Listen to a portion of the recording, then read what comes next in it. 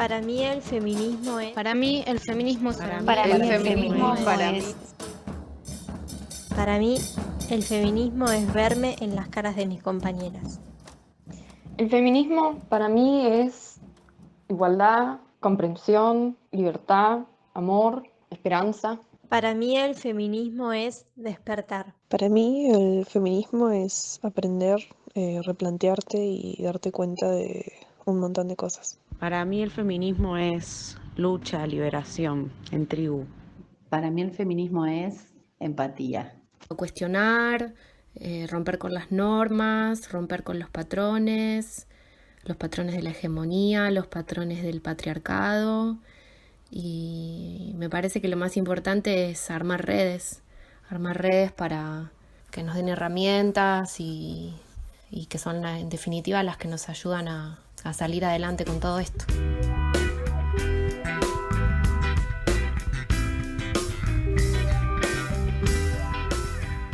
Bueno, continuamos con este, que es nuestro primer programa que estamos haciendo el colectivo Ni Una Menos. Salimos por el aire de Villanos todos los viernes y también vamos a estar por Spotify, por YouTube, por Instagram, bueno, dando vueltas por ahí. Este es el momento central de nuestro programa. Elegimos un formato muy conocido en radio, que es la mesa redonda, que nos permite hacer una charla descontracturada, traer algún tema que elegimos para no solo, la intención no es tanto debatir, sino pensar desde las miradas que nos ofrecen los feminismos, siempre bajándolos a lo local, o sea, tratar de pensarlos desde acá, desde Carlos Paz, desde Punilla, desde Córdoba. Y como este programa, que es del colectivo Ni Una Menos, y este es el primero que estamos poniendo al aire, pensamos que un eje para poder arrancar es pensar los feminismos desde nuestras vivencias, desde nuestro activismo, desde nuestra militancia. Así que acá estamos con varias compañeras conectadas a través de Meet en esta pandemia. Veremos lo que sale. Bueno, sí, en realidad Mari es más una videollamada redonda que una mesa redonda. Y como bien decías, estamos con Amparo Minervini, Renata Cailet-Bois, Marcela Martín y María José Mendiguro, que son compañeras feministas de nuestro valle. Y bueno, como venías contando recién, lo que queríamos charlar un poco con las chicas era, como primer eje, cómo vivimos el feminismo. O sea, desde dónde nos construimos, qué nos permitió de construir en realidad y qué nos llevó a poder repensarnos todas estas cosas que pasan cotidianamente y que en un momento empieza a hacer clic y un estallido mental. Yo por suerte tuve un crecimiento con mis hermanas. Tengo dos hermanas mayores que me guiaron en el feminismo desde muy chica. Entonces, puede construir mucho lo que yo puedo llegar a ser cuando sea más grande. Creo que de ahí fue mi primera deconstrucción, o sea, no tener que ser ama de casa, no tener que ser madre, saber que tengo todas las posibilidades, que no por ser mujer esto me limita. Bueno, yo creo que esa fue mi primera deconstrucción gracias al feminismo, ¿no? Bueno, yo no soy tan chica como Ampis y empecé a militar en el feminismo hace muy poco, tengo más de 30, pero creo que lo que me motivó a participar del colectivo y hacerme feminista fue haber vivido situaciones tanto con gente conocida como con mis casos particulares. Yo hago derecho de familia, soy abogada, empecé a ver como la violencia de género en todos lados y primero las vi en otras personas, en otras mujeres, y después empecé a ser consciente de cómo me atravesaba a mí el machismo y el patriarcado y querer hacer algo con eso, digamos. Empecé a darme cuenta, a ver con esa luz verde mi realidad, mi historia, la historia de mi profesión, todos los ámbitos en los que me desempeño, con la lupa feminista, digamos, y haciendo consciente eso, también me motivó a empezar a participar del colectivo para poder cambiar, porque esa es la idea principal, que es tirar abajo el patriarcado y poder tener una perspectiva para poder tomar mis decisiones, como decía Ampis, ver que elijo, no descarto ser madre, formar una familia y demás, pero sí hacerlo desde un lugar más consciente y elegido. Yo creo que se puede, digamos, puedo juntarle justo lo que dijo Ampis y lo que dijo Majo. O sea, por un lado, cuestiones que te pasan desde que sos chica y eh, ha estado pasando, digamos, los últimos años, de empezar a ver ese tipo de cosas, es lo que hizo que me acercara a toda esta ola que justamente empezó con Unión a Menos en el 2015 y que de alguna forma también siempre tuve presente esta cuestión de que hay una opresión hacia la mujer, entonces siempre estuve ahí, pero nada, empecé también con esto del Ni Una Menos, bueno, lo del aborto legal también. ¿Y vos, Creo que Marce? sería eso. ¿Desde dónde te acercaste? Yo, bueno, que soy la más grande de la mesa, me parece que ya tengo edad de abuela, pero bueno, eso llegará sin que el patriarcado interfiera.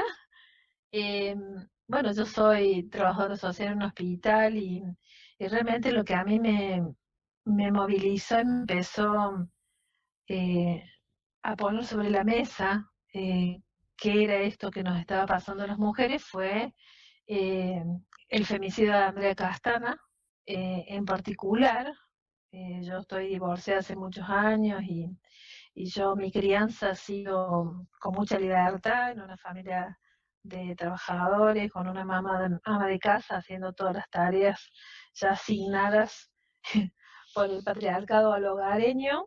Y bueno, el antes y el después fue la irrupción de las mujeres en la calle de Andrea, por Andrea, y que seguimos en la calle, entonces eso eh, me, me obligó a tomar posición y a salir a conocer, profundizar y militar el feminismo todos los días, porque esto es como un camino de ida. Ya cuando uno despierta, y un poco como decía Majo, también uno se empieza a mirar, lo empieza a ver en los otros, se empieza a mirar y empieza a desandar caminos y a tomar posiciones cotidianas a cada instante, y también nos pone en un lugar complicado porque esto es una discusión que se puso sobre la mesa en particular en estos últimos 5 años, y sabemos que falta mucho, entonces el debate es cotidiano en todos los ámbitos, ¿no?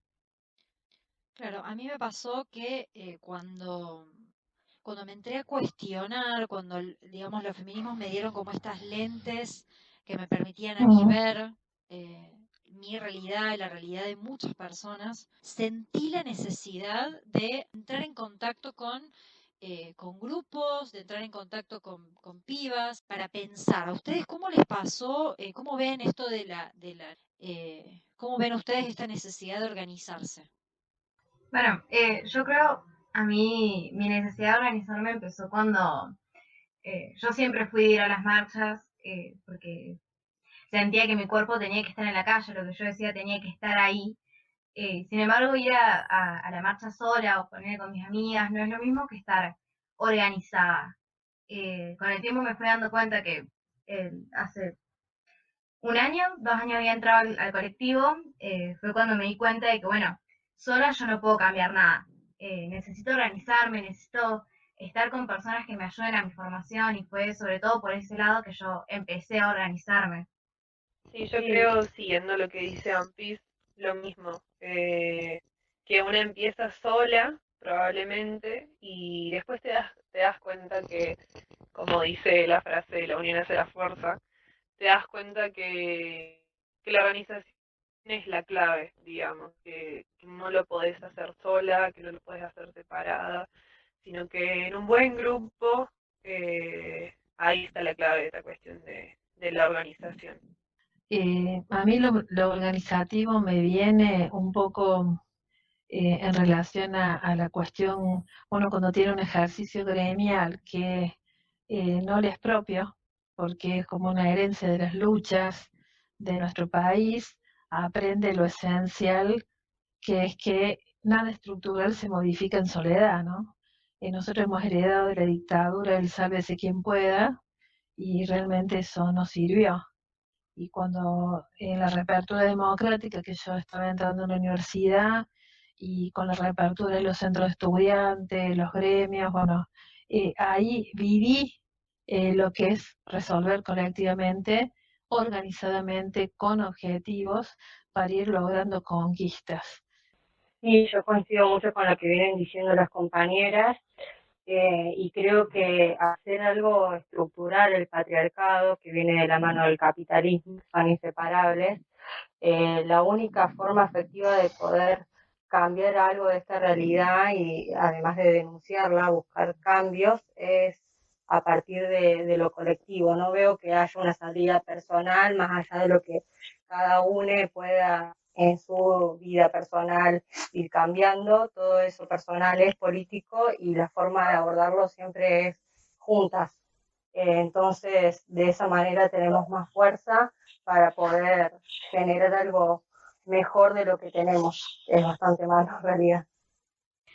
Bueno, ni hablar, a mí me pasó lo mismo. Me acuerdo cuando empecé a ser feminista, que en realidad, si me pongo a pensar ahora en retrospectiva, como que empiezo a recordar pequeñas cosas que me daba cuenta que no estaban buenas. Y en esto tenía la necesidad de comunicar, de hablarlo, a ver si a alguien le pasaba lo mismo que me pasaba a mí. Ahí me di cuenta de que lo importante que era de la organización, y ni hablar de también en esa misma búsqueda de ver a quienes les pasaba lo mismo que me pasaba a mí, encontraba las desigualdades y todas las opresiones.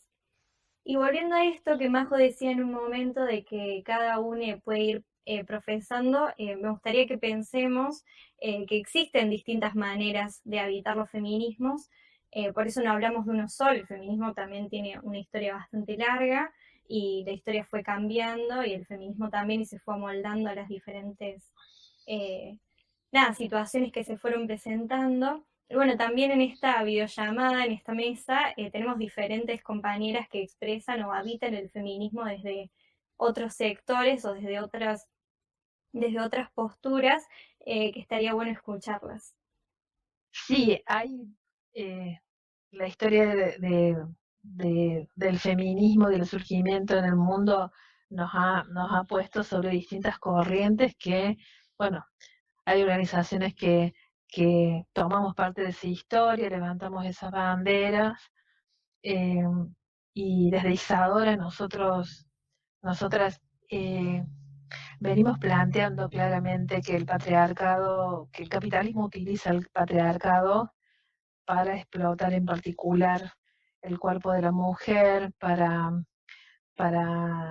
que lo heteronormativo sirva para lo que surgió en la historia, la propiedad privada y la alianza de la mujer en la tierra. Entonces, lo monoparental y lo heteronormativo viene de la mano también de la alianza con la Iglesia, que sostuvo esta cuestión base del capitalismo, que es la propiedad privada, y la mujer formó parte de un mueble más, digamos, para la satisfacción sexual y para la procreación y la reproducción del capitalismo. Por eso decimos que el patriarcado va a caer junto o después del capitalismo, por esto de que el patriarcado es una cuestión cultural, un sistema de pensamiento, de conductas e impuestos desde la educación, desde la religión, que para desandarlo y deconstruirlo,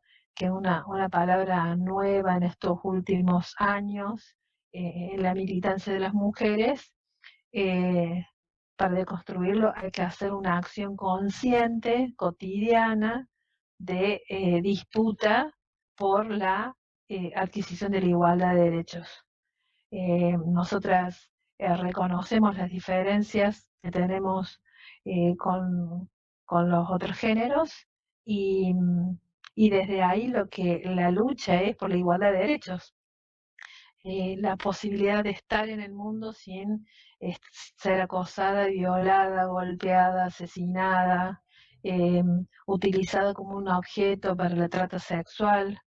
Entonces, desde ese lugar Isadora se define y se suma a la lucha en Argentina y en otros lugares del mundo, porque hay Isadoras en Panamá, en Chile, en Bolivia, en otros países del mundo, porque somos una organización de mujeres trotskistas internacionalistas, entonces una herramienta de lucha de las mujeres del mundo. Por eso para nosotras el 8M mundial, el Día de la Mujer Trabajadora, tiene una trascendencia que le es propia a las mujeres de la clase, porque otras corrientes plantean solamente la lucha antipatriarcal y no anticapitalista, entonces eso nos pone en distintos lugares con las mujeres que son patronas y que explotan a mujeres trabajadoras, ¿no? Entonces desde ahí la militancia tiene un doble sentido, anticapitalista y antipatriarcal, y desde lo antipatriarcal nos sumamos a este movimiento policlasista que es el movimiento feminista mundial, y sumarnos a todas las luchas que incluyen las luchas por la igualdad de derechos laborales, ¿no? Yo creo que lo que decía Marta recién estaba enfocado a trazar diferencias entre los feminismos organizados. Creo que puede haber feministas, de hecho las hay, que no militan, no participan en colectivos. Eso no le quita su característica de feminista, pero bueno, hoy en día también hay como muchas formas, está la militancia vía Facebook, está la militancia en el lugar de trabajo, no sé, pienso que hay distintas formas de ser feminista porque estamos atravesadas, como decíamos hace un rato, en todos los aspectos de nuestra vida por el patriarcado, y cada una desde su lugar puede hacer algo para denunciar esa opresión. Pero si nos atenemos a lo que son los feminismos, también hay distintas miradas, como bien decía Marce recién.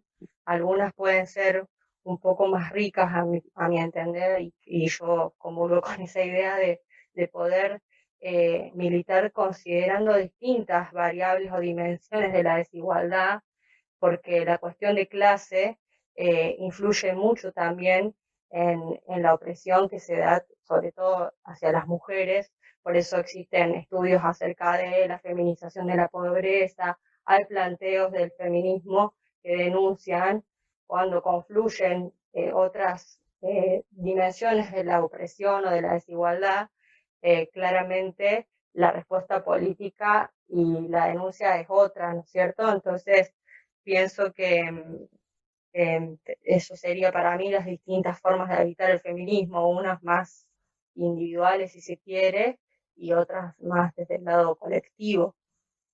Sí, quería agregar algo a lo que decía Majo, que es bien interesante, que la lucha patriarcal, antipatriarcal que todas venimos encarando y poniéndole el cuerpo, es una pata de la lucha antiopresiva, en realidad, ¿no? Esto de las mujeres migrantes, por ejemplo, las mujeres migrantes, y si sos migrante y sos afrodescendiente, es una doble opresión, y si sos mujer es una triple opresión, ¿no? Esos son lugares muy complejos donde la lucha de las mujeres realmente, no solamente que está invisibilizada en Argentina, porque en Chile, por ejemplo, hay una organización bastante fluida en ese sentido, que me parece que las tenemos que tomar, porque no es lo mismo una migrante alemana de clase alta. Entonces me parece que es bien rico abrir el juego en el debate de que la mujer pobre, afrodescendiente, inmigrante, boliviana o brasilera, tiene un lugar de marginalidad absoluta en el capitalismo, donde está como condenada a no solamente ser víctima del patriarcado, sino de toda la discriminación racial, ¿no? Argentina tiene mucho de eso. Me parece que, al menos para mí es importante, que la importancia que tiene poder habitar un espacio, un colectivo que sea feminista y que esa sea su lucha exclusiva, porque he tenido experiencia de otras organizaciones sociales de izquierda que cuando se ponía como en la discusión la cuestión de género, fácilmente contestaban, no, bueno, la cuestión de género es transversal a la organización. Y me parecía a mí que decir eso, responder eso, era al mismo tiempo invisibilizarlo, porque decir que era transversal era lo mismo que nada, no veía en dónde estaba esa transversalidad cuando no teníamos un espacio, una comisión de género en ese momento, ahora sí la hay, pero no teníamos un espacio propio para conversar estos temas que estamos mencionando, estos temas que nos interpelan a nosotras como mujeres, que le interpelan a las disidencias, en las que ya de por sí son complejas porque como estamos diciendo muchas veces, son múltiples los aspectos que hacen a esa opresión.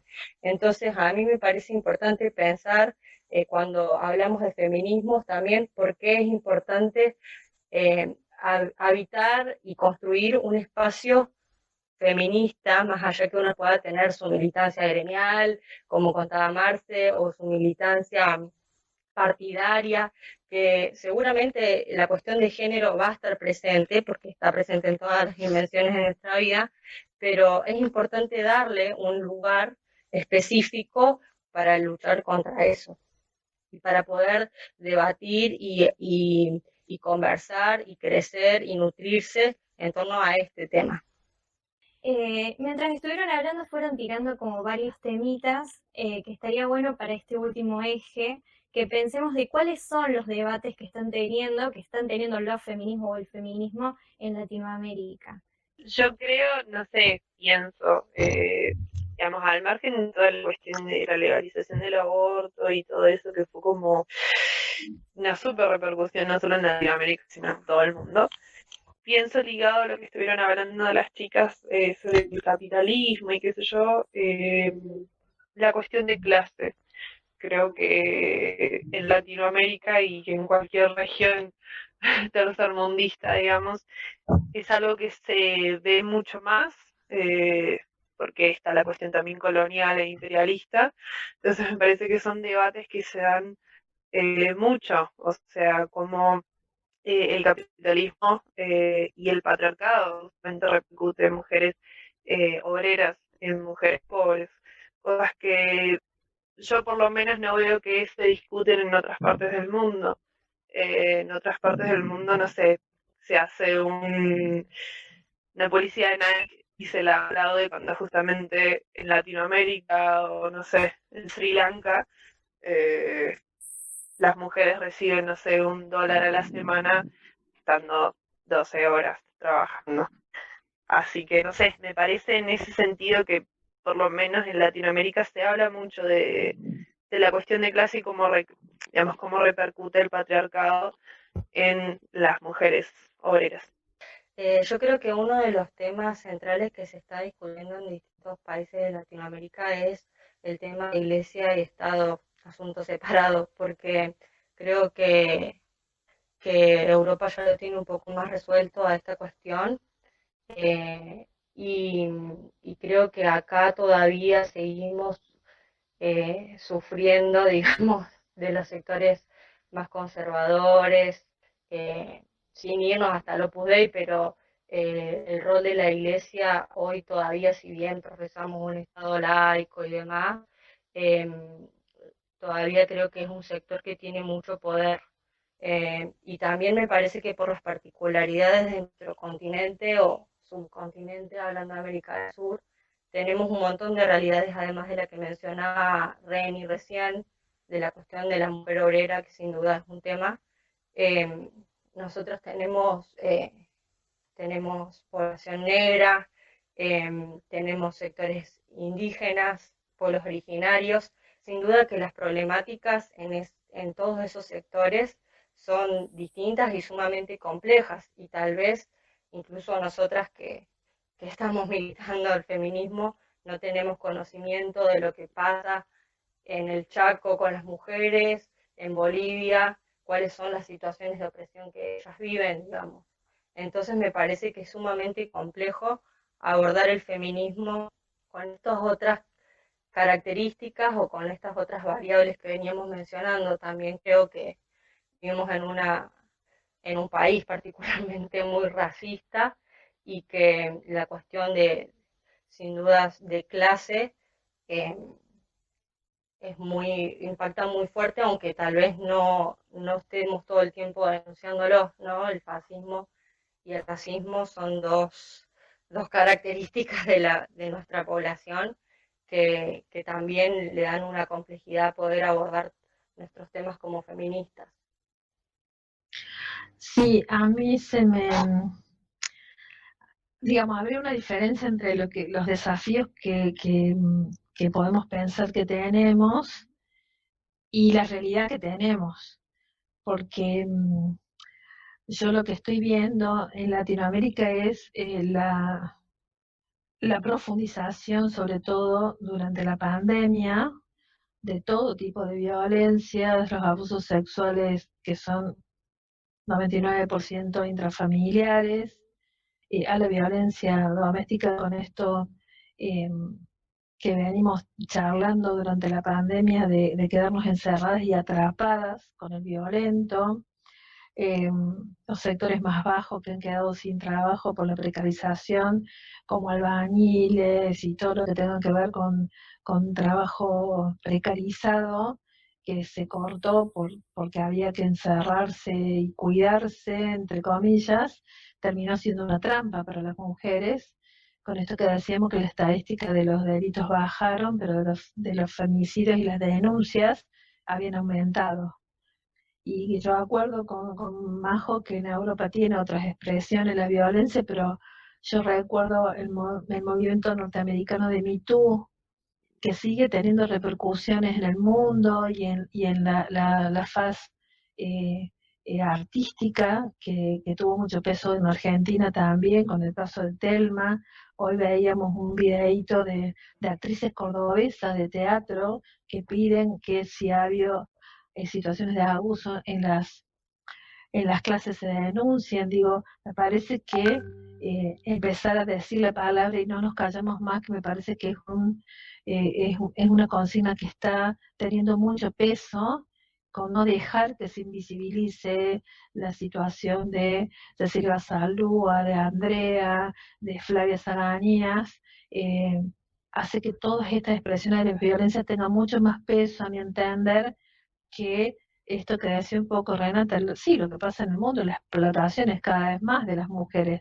Lo que nosotros un poco estamos viendo es la desorganización a nivel sindical de las mujeres para salir y organizarse para pelear por salario igual a la canasta familiar. Yo que trabajo en salud, las enfermeras son las que menos se organizan para salir a pelear, y es el porcentaje más alto de personal que tenemos en todos los hospitales de Córdoba, de la Argentina, del mundo. La mayoría de las enfermeras son mujeres.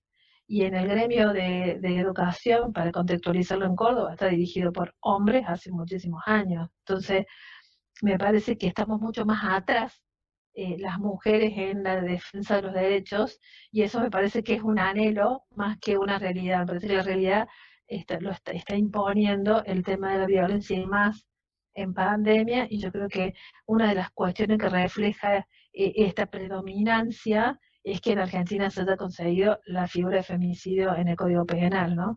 Que es como esa impronta de las violencias la que está sobre la mesa, lamentablemente teniendo mucha más prioridad que la violencia laboral, que significa esto de lo salarial, podríamos decir, ¿no?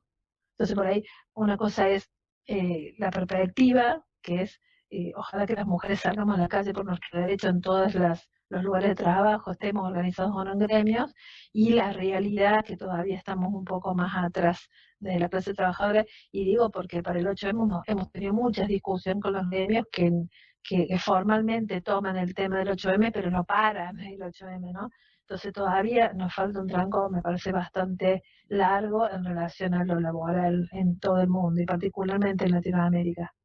Concuerdo con todas sobre estos debates de Latinoamérica, siento que todos están muy presentes. Hablamos mucho de la defensa de los derechos de la comunidad LGBT, y sin embargo seguimos viendo sobre todo el trans odio. El odio a las mujeres trans es muy fuerte. Podemos ver ahora con el tema de Zulma Lobato, que la robaron, le golpearon, y ella fue una figura mediática que al momento en que les dejó de servir para hacer burla, la tiraron a la calle, y esa es la realidad, que también está bueno como un análisis de cómo las mujeres trans o cómo las figuras LGBT en general se nos usa como un juego mediático. Te usamos para representación, pero solo porque sé que me va a servir a mí. No es como realmente una ayuda a la inclusión, sino más bien como un juego de me sirve a mí.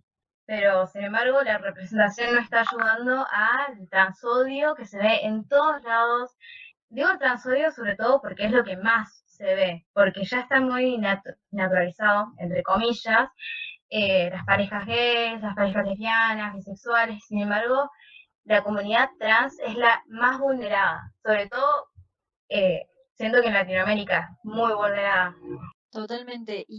Y ahí con lo que decías, abrís también una puertita, un tema que desde el colectivo queremos tratar en programas en el siguiente o en el próximo, no muy lejano, que es el tema de la violencia mediática, cómo desde los medios de comunicación también se ejercen violencias muy fuertes que ya están tipificadas. O sea, la ley las reconoce muy claramente, nosotras las reconocemos muy claramente.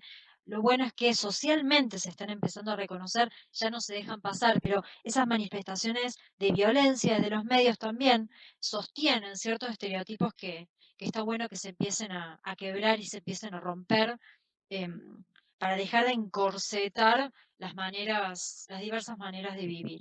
La intención con este programa, con este espacio, es justamente tratar de dar un lugar, una mesa, generar esta mesa virtual para debatir, tanto para nutrirnos como para también comprender, ¿no?, todas las opresiones que vulneran nuestros derechos, para poder cuestionarnos, para poder cuestionar tanto mandatos como los privilegios, porque de esa manera me parece que cuestionándonos podemos construir otras formas que permitan una vida de mayor igualdad. Y la idea también en este programa de radio es evitar este complejo que tienen desde los medios de comunicación las personas de hablar en nombre de, sino que acá en este programa la idea es que los distintos sectores encuentren un espacio y puedan poner su voz.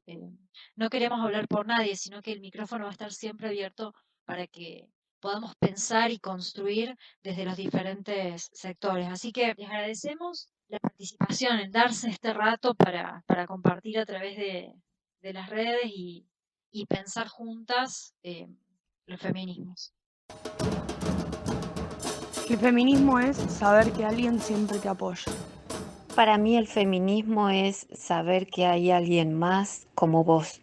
Para mí el feminismo es unión, liberación y por sobre todo mucha conciencia y compromiso. Para mí el feminismo es estar alerta, es rebelarse contra las desigualdades, rescatar amigas, reeducar parientes y reeducarnos a nosotras mismas. Y es replantearse los consumos de nuestras infancias, de las infancias de ahora y nuestros consumos, los propios, actuales. Para mí el feminismo es un movimiento liberador y sororo, el cual espero que no siga siendo más una lucha constante contra todo lo que se le opone. Un poco de esperanza en el futuro. El feminismo para mí es justicia social, por eso tiene que ser interseccional y popular.